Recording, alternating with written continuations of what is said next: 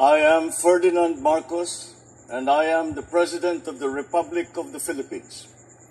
I stand today on behalf of 110 million Filipinos. Hello people and hello universe, it's me again. Shoutout po sa inyo mga kababayan, especially the Marcos loyalists and supporters, siyempre sa mamamayang Pilipino. So mayroon tayong upload videos, update sa inyo ngayon mga kababayan. Kung nakikita nyo, ang nakikita ko si Pangulong Marcos po yan. Nako, guys, ay sa araw na ito ay magkasama po sila si ng Vice Presidente Sara Duterte, no? Si Pangulong Marcos Jr. diyan po sa Malacanang Palace ay tinalakay po nila yung sectoral meeting, ang hakbang ng Department of Education. Ayon po sa press briefing mga babayan, ang tinalakay nila doon ay patungkol sa bullying, kung paano nila i-handle, paano ang hakbang nila, no? Para maiwasan ng bullying, especially guys yung sa feeding program, no? Parang narinig ko at napanood ko actually. Kailangan talaga ng mga bata, lalo na po sa mga lugar na talaga yung mga ibang bata na talagang malnourished, no? So hindi naman talaga nawawala sa isang school ang may feeding program actually, no? Ay naranasan ko din po yan. So anyway mga kababayan, ayan, magkasama po ang Pangulo at ang Vice Presidente sa Malacanang. Pakita ko lang sa inyo ng bahagya guys, ha. Ayan, no. Teka, basahin po natin, no. Sa pangunguna ni Pangulong Ferdinand R. Marcos Jr., tinalakay sa sectoral meeting ngayong araw ang mga hakbang ng Department of Education, kabilang ang pagpapataas ng kasanayan ng mga guro, pagtugon sa pangangailangan ng mga estudyante sa nutrition, yes of course, at ang paglaban sa bullying sa loob ng labas ng paaralan. Layunin ng pamahalaan na pagtuunan ng bansin ang kapakanan ng mga guro at mag-aaral para mapataas ang rangko ng bansa sa program for International Student Assessment, which is ang PISA ng Organization or Economic Cooperation and Development. Yan, pakita ko sa inyo yung highlights guys, na magkasama ang Pangulo. Yan, see? Yan, si BP Sara, agay. Siyempre. Nakita nyo? Ang mga nakikita ko, agoy. Ayan. Agoy. So, mga DDS, paano? Anong masasabi nyo? Ayan, tingnan nga natin yan. Ayan. See? What I see? Ayan, ito po si BP Sara, Nakita nyo? Ayan yung ulo niya, Ito po yung ulo ni BP Sara, Magkasama ang Pangulo. Agay. Secretary Benhur Abalos, of course. Lahat, madami. Ayan. Yan, ibig sabihin, guys, they are good. Well, anyway, basta tuloy-tuloy pa din ang suporta natin sa ating mahal na Pangulo, mga kababayan. Okay? Maraming salamat sa inyong watching. Don't forget to like, hit the button bell para lagi kayo update sa aking mga upload videos. So yun mga kababayan, panoorin nyo itong press briefing ng Department of Education. Thank you guys for watching, and don't forget to like, hit the button bell para lagi kayo update. Bye bye bye and baboos!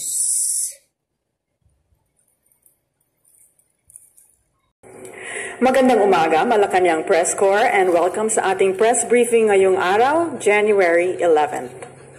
In this morning's sectoral meeting led by President Ferdinand Marcos Jr., the country's ranking in the OECD's 2022 Program for International Student Assessment, or PISA, was discussed. The Philippines' performance in PISA from 2018 to 2022 shows that more than 75% of 15-year-old students scored below the minimum level of proficiency in mathematics, reading, and science. The factors leading to the low scores include the use of digital devices, language at home, teacher specialization, and bullying, among others. The President has tasked the Department of Education to continue to take the necessary steps to improve the country's ranking. And now joining us today in this briefing are DepEd Undersecretaries Michael Poa and Gina Gonong. Good morning. Good morning. Go ahead. Magandang umaga po sa ating mga kaibigan sa Malacanang Press Corps. So as was mentioned earlier this morning, of course led by the Vice President and Secretary of Education, Sara Duterte, nag-present po tayo sa Pangulo ng ating ways forward because the theme was really how do we improve not only our PISA performance but the overall performance of our learners in basic education. So doon po, nung highlight natin yung ating National Learning Recovery Program sa ngayon, the National Reading Program, National Math Program, National Science Program, yung National Learning Camp. Pinagbigyang tuon din natin ng pansin yung ating Catch-up Fridays na sisimulan na natin sa January 12. We issued the guidelines last night. Pagkatapos po nun, napag-usapan yung mga sa tingin ng ating Pangulo ay dapat talaga nating pagtuunan ng pansin in the coming years or in the coming months, weeks, years. No? At yun ay number one, teaching quality. Gusto niyang magkaroon talaga ng expertise yung ating mga teachers. So he emphasized on the necessity of proper training programs for our teachers. No? Of course, hand in hand with teacher welfare. Pangalawa po dyan, yung nutrition aspect. Dahil alam naman natin na nakaka-apekto talaga ang nutrition pagdating sa performance ng ating mga kabataan. That's why we looked at the different feeding programs of government. Kasama na syempre yung ating school-based feeding program. At pangatlo, yung bullying. Na-discuss nga po kanina, no? Na kung dati ang bullying stays in school, sa ngayon because of social media, even when you leave school, pwede pa rin magkaroon ng mga incidents of bullying through the different social media platforms. So these are the things that we have already started addressing sa Department of Education, but we will continue to strengthen our programs in terms of bullying, of course, in coordination also with other agencies such as the DOH, pagdating sa referral system. And we are here today to answer any of your questions regarding this matter. We would like to thank, of course, the President for the guidance given to the Department of Education. Maraming salamat po. Okay, we can open the floor to questions. Go ahead, Eden Santos. Good morning po, Yusek. Doon po sa guidance ng Pangulo, pwede pong i-elaborate lang natin kung ano yung po naging guidance niya para sa DepEd. Yes, maraming salamat po sa inyong tanong. Number one, yun nga po pagdating sa teachers. Kasi talagang para sa ating Pangulo, napaka-importante ng ating mga teachers. And we agree, teaching quality will really improve. Sabi nga ng ating Pangulo, he believes around 60% improvement kung mapabuti din natin yung teaching quality. That's why ngayon, sa DepEd, meron naman tayo yung ating NAEAP, no? National Educators Academy of the Philippines, which is the training arm of DepEd pagdating sa ating mga teachers. So, ang sabi ng ating Pangulo, we really need to update our teachers sa technology. We need to ensure that they have the proper training programs and they have the proper expertise para po magampanan talaga nila yung kanilang trabaho. Pangalawa, yung nutrition nga po. We presented to the President that for the school-based feeding program ay meron naman po tayong ugnayan, no, with DSWD, for example. May mga programa kasi sa gobyerno ngayon pagdating sa feeding at hindi naman po sila nag-overlap. In fact, they complement each other. Meron tayong continuity. So it starts with, of course, the food stamps, for the families, addresses also the first 1,000 days, and then meron pong supplementary feeding program, yung pondo ay nasa DSWD, ito naman po yung para nasa daycare, no? So, and then after that, pupunta naman po siya sa basic education kasi papasok na sa paaralan yung ating mga kabataan. So, for the school-based feeding program, meron po tayong 5.6 na budget, 5.6 billion for 2023, nataas na po natin yung budget na yan this year to 11.7 billion. What does that mean? It means na dahil sa pagtaas ng pondo, kung dati ay nasa 120 days lang ang feeding natin, ngayon po masasakop na natin yung buong taon. But of course, the President wants us to still see kung ano pang enhancements na magagawa natin dahil napaka-importante ng nutrition. No? And of course, pangatlo, yung nabanggit ko nga po, yung bullying talaga, yung isang naging focus. Yusek, before po na maupo sa DepEd si Bibi Sara, ano po yung naging difference ng yung scores po sa mga previous years? Kasi alam naman natin na laging talaga at nananatiling kulelat po ano yung ating mga estudyante. Doon po sa kanyang pag-upo, umangat ba ng konti yung score or bumaba pa? Actually, I have to clarify that, ma'am, no? Kasi yung PISA natin was not taken during the term of the Vice President Secretary of Education. Ang PISA natin, nasasabi nga natin na pandemic PISA siya because this was taken from March to May 2022. So, this was prior to this administration and this was prior to the return of in-person classes. Ngayon, pagdating naman sa resulta, of course, Yusek Gina is here to give you probably the specifics or the details. But the general, siguro the general notion pagdating sa resulta is wala namang ganong kalaking difference yung ating 2018 and 2022. Merong slight improvements in areas of math, no, and reading. Oo, sa reading, meron tayong 2-point increase in terms of scores. Sa math, 7 points. Sa science, bumaba tayo ng 1 point. Pero hindi significant ang difference na to.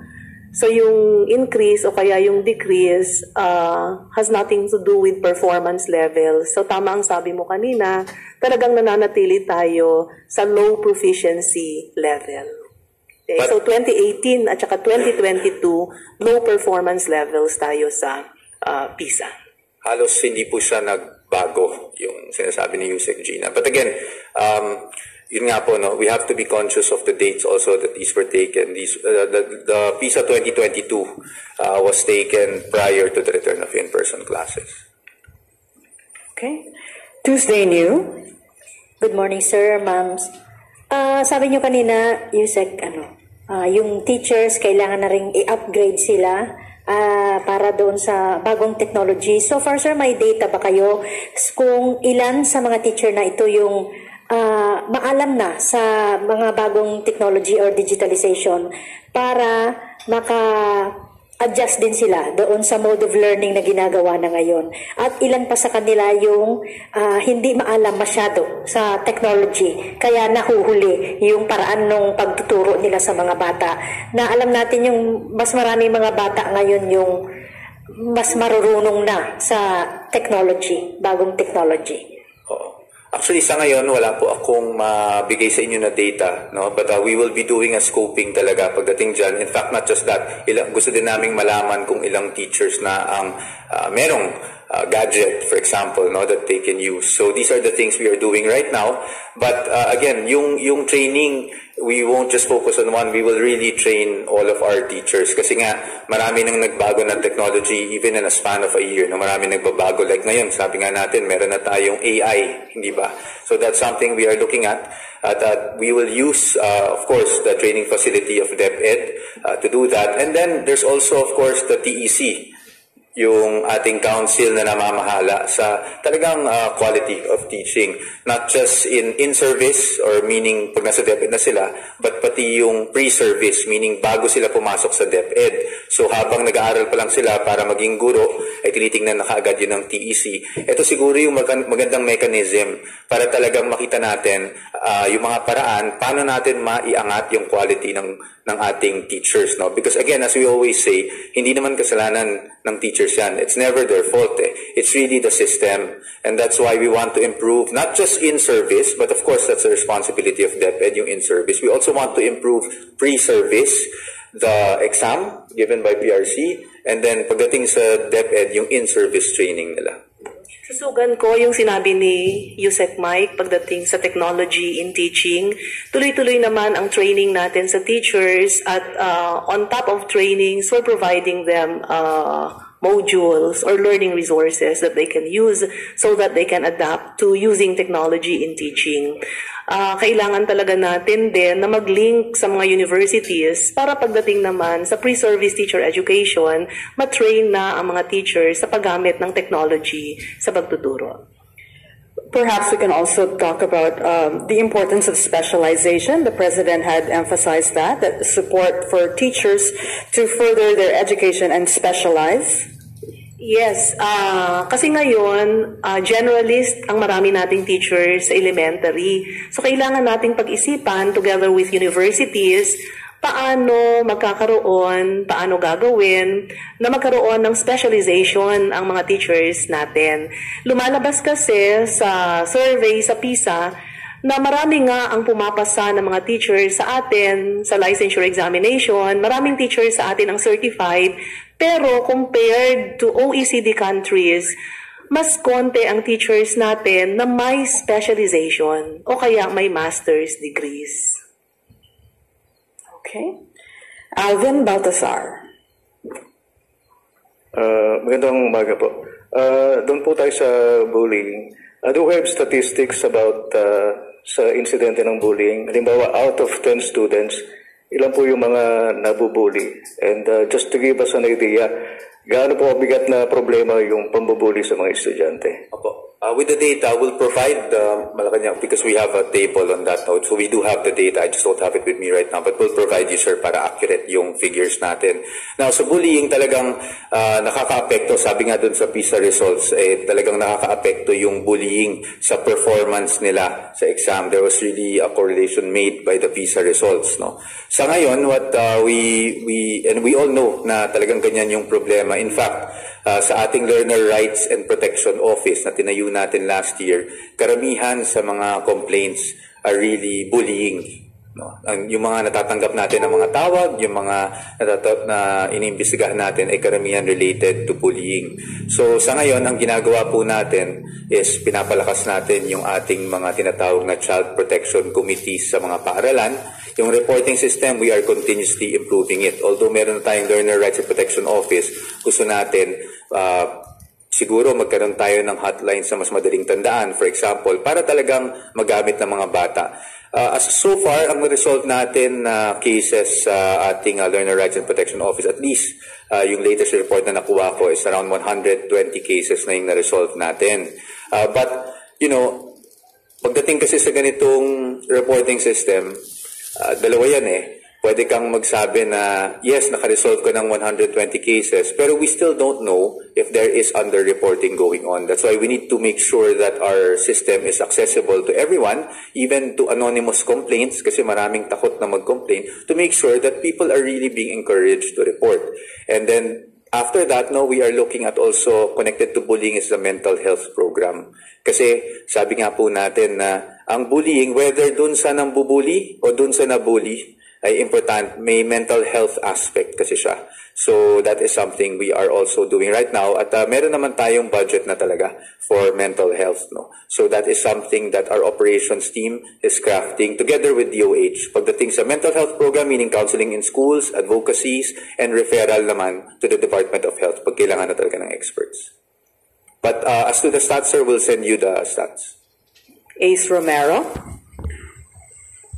USEC POA or USEC Gonong, ano yung mga goals natin? Kasi low status tayo sa PISA ngayon. Meron ba tayong goal dapat by this year tumaas na yung ating ranking? Meron ba tayong mga ganong immediate targets? Yes, siyempre ang immediate target natin, kung hindi man tumaas na tayo kaagad in terms of proficiency level, tumaas pa yung scores natin. Hanggang maabot natin yung minimum level of proficiency. Alam naman natin na hindi ganun kabilis ang pag-increase ng proficiency level. It takes years bago talagang ma-develop ang mga estudyante natin. So we'll just have to continue doing the reforms that we have started in this administration. So kailan po yung next assessment? Yung next assessment ay sa 2025 na, sa March 2025. So by that time, what do we hope to achieve by that time na mag-assess na yung PISA? Oo, so ano po yung nakita nyong immediate doables? Katulad ng sinabi ko, at least increase in terms of scores na mas mapalapit tayo doon sa minimum proficiency level.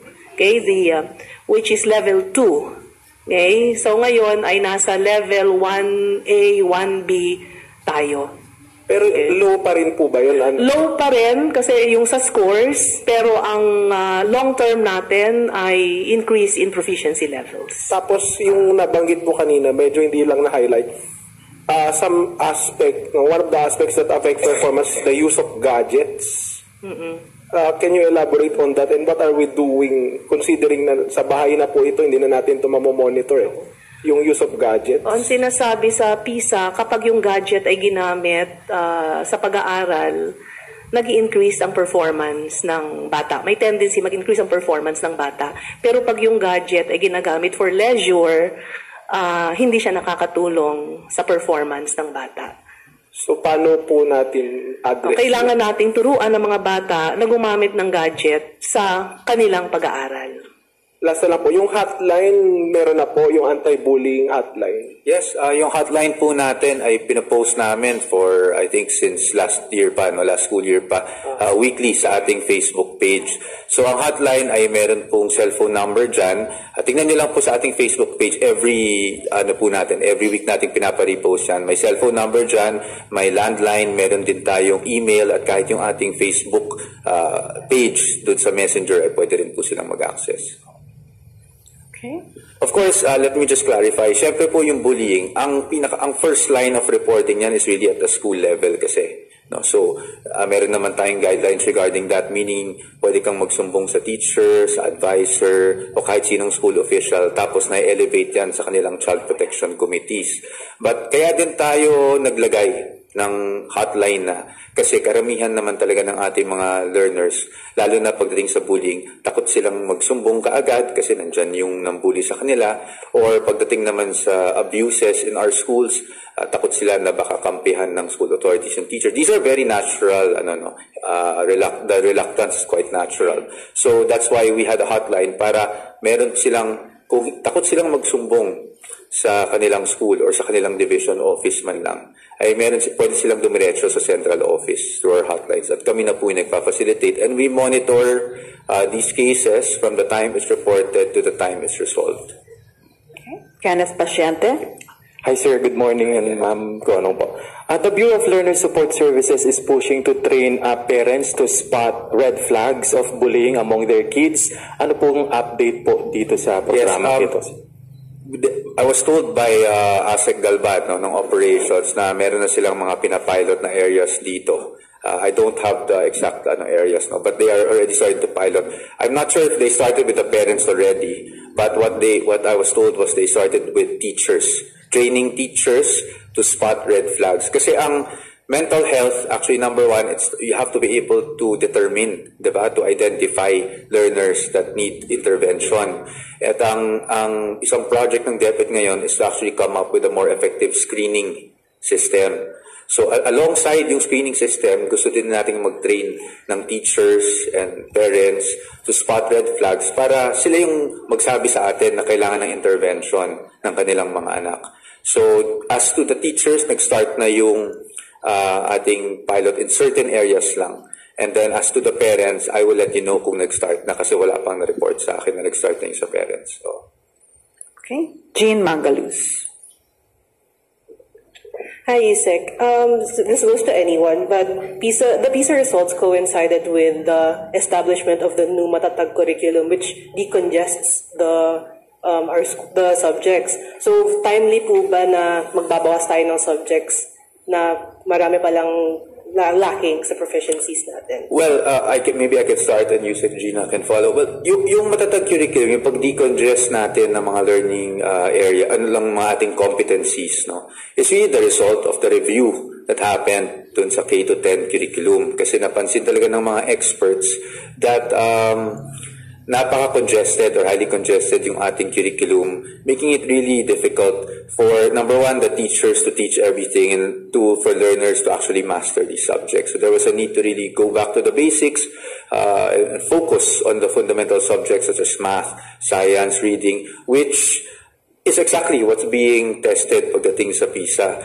So yung matatag curriculum, although hindi naman yung PISA talaga yung sa kanya nag-trigger, there was really a need to review our curriculum. Of course, we are expecting that the matatag curriculum also helps improve our performance in international assessments, not just the PISA, and of course, the overall performance of our learners. But again, we have to remind the public that these changes, seeing the results of learning outcomes takes time. It's not as if we change the curriculum now and we're expecting better results by next year. So it will really take time. For example, phase implementation pa lang yung ating matatag curriculum.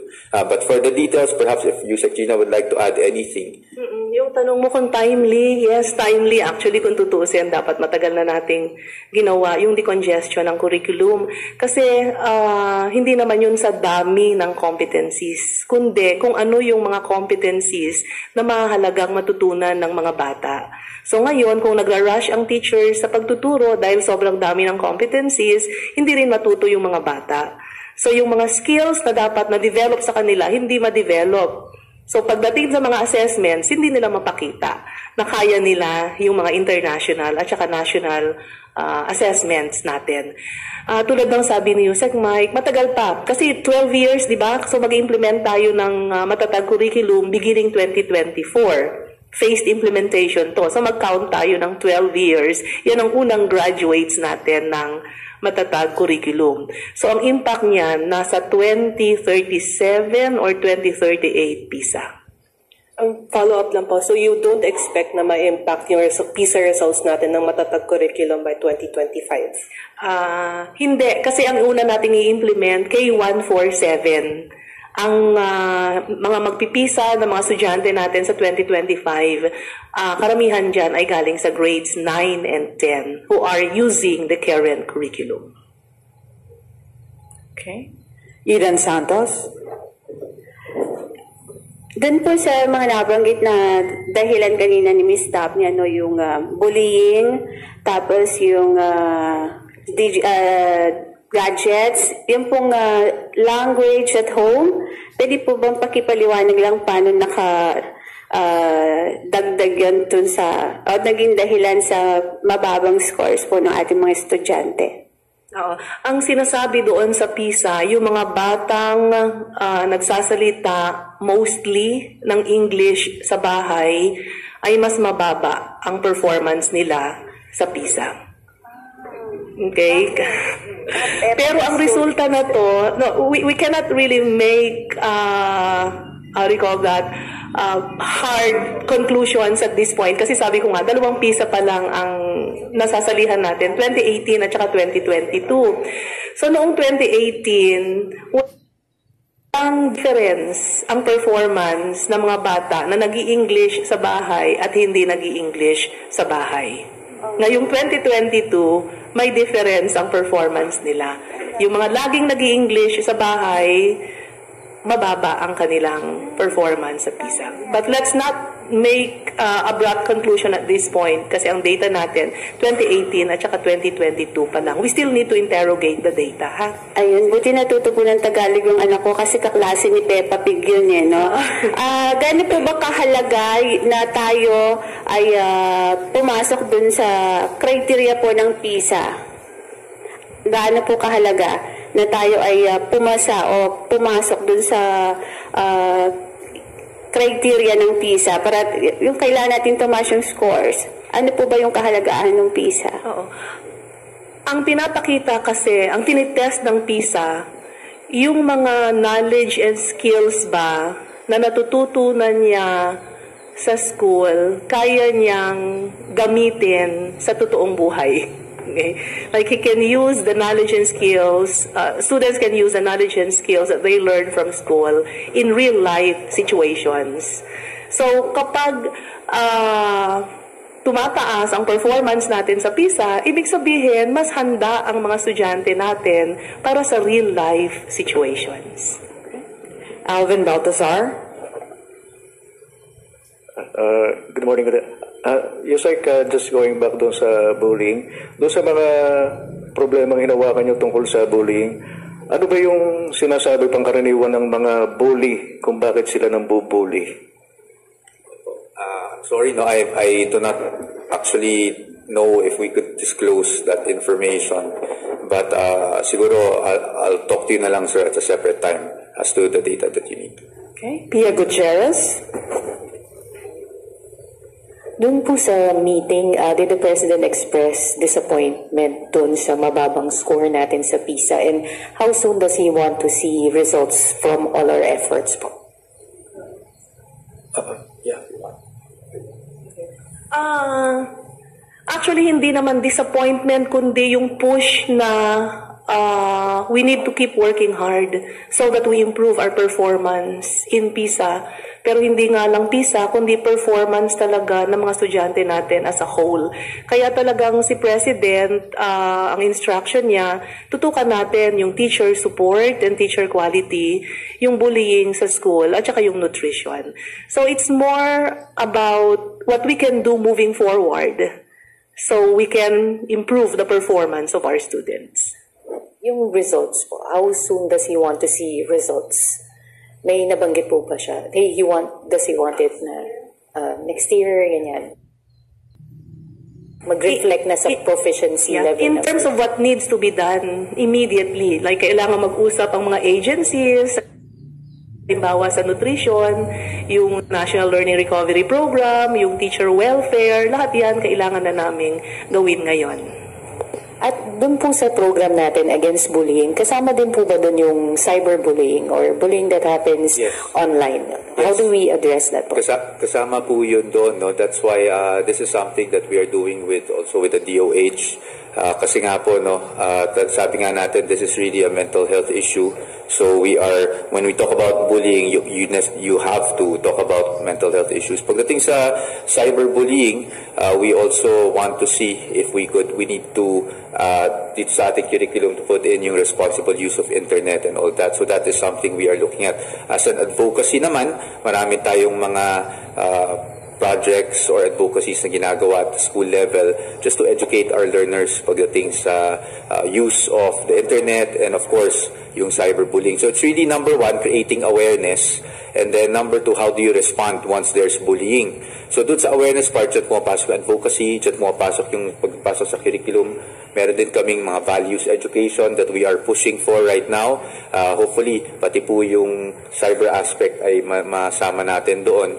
And then there's the response. Sa response side, doon pumapasok yung Learner Rights and Protection Office. Doon pumapasok yung to ensure that at the school level, talagang may reporting system. Kasi it's easy to say that we have child protection committees, but it's another thing to know if they're really functional at the school level. So that's what our operations team is doing right now, together with the curriculum team, pagdating naman sa ating curriculum side and doon sa advocacy side. As you know, doon sa Catch-Up Fridays na sinisimulan natin, it's reading, let's focus on reading, but it's not just reading. It will be reading, and then there will also be values, ed, and peace competencies, and as well as health.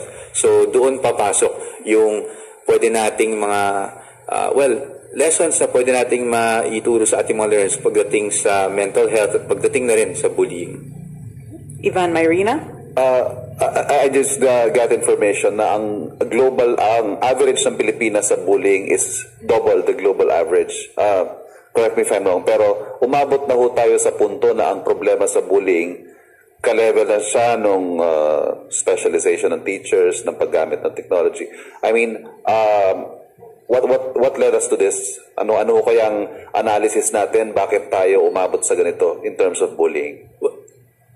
Actually, pagdating sa bullying, when we talk about the PISA numbers, since we're talking about PISA right now, from 2018 to 2022, ang nakasulat sa report, bumaba yung number. But again, it's not accurate. Why? Kasi nagpandemya tayo eh. Galing tayo sa pandemya na wala sa school yung mga bata. So now that it's here, we're back in school, everyone's back to in-person classes, talagang nakikita natin na talamak din pa rin ang bullying. Bakit tayo dumating sa level na yon? Perhaps the analysis kanina yung napag-usapan was yun nga, yung nabanggit ko sa opening statement, was yung social media aspect. Kasi kung dati, yung bullying, pag alis mo ng eskwela, you're away from your bully, no? Pero ngayon, kahit na wala ka na sa eskwela, pwedeng mag-continue yung bullying through social media platforms. So that's why we are very concerned, not just yung level ng concern natin pagdating sa ano yung mga kailangan ayusin natin para mapabuti yung performance. It's really, ang hirap sagutin kung ano yung number one priority mo. Kasi nga, you have to do things simultaneously. So, kasama dun sa nutrition is also mental health. And kaakibat ng mental health is the bullying aspect. So, all these things we really have to address all together. But, hindi naman po tayo magsisimula ngayon pa lang. No, we already started with that in 2022 pa lang. So, hopefully we can see improvements. But we will continue not only to improve our advocacy side on bullying, we will continue to improve our reporting side on bullying. Kasi katulad nga kanina, natanong po tayo kung meron ba tayong hotline. So that makes me feel that the department is not doing enough to really push itong hotline issue natin, reporting system natin. So that is something you can expect DepEd to improve on. Thank you. Could I just add to that? Addressing bullying can't just be DepEd's responsibility. So we're reviewing mechanisms to address bullying in schools. Pero we'll have to remember na kailangan ng parental support at nakita rin naman sa results sa PISA, di ba, kung gaano kahalaga yung parental support sa performance ng bata. So we need to engage our parents and the communities to reduce, if not to eliminate, bullying in schools. Okay. Kenneth Pasyente. Sir, may update po ba tayo sa K-12? Kumusta po, sir, yung pag-review natin sa grades 11 and 12 curriculum po meron? Tuloy-tuloy pa rin naman po yung ating senior high school review, no? Ang target date po natin na para matapos yan is May 2024. Tama? May 2024. Tama ba? Sandali lang. Sige, I will confirm with... Ang review. Ang review, pero hindi yung revised curriculum. Okay. So, ang review is May 2024. So after the review, bibigay sa atin, ipapresenta sa atin kung ano yung mga napansin nila. And then we will start with the revision process. So, that's what happens. Okay. Thank you. I believe this concludes our press briefing. Thank you so much, Malacanang Press Corps, and thank you, Undersecretary Sconong and Undersecretary Poa. Magandang tanghali sa inyong lahat. Thank you. Thank you.